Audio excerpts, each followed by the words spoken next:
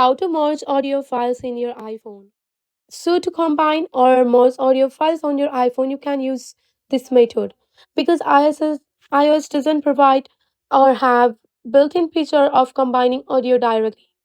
So you have to install this app. Go for your Apple Store. Under your Apple Store, you have to search for the Toolbox by Paperclip and just go for that. And here you have to tap on the Get option and install this app on your device. Once you have installed this app, go for the open option here. So once you have opened up this app, go for the allow full access and just tap on the allow option. Here you will see the audio option and just go for the contact option. So here you have to just go for the browse through your files and you can merge your audio here.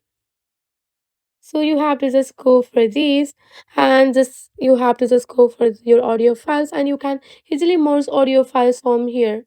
I hope that this video will be helpful for you. Thanks for watching.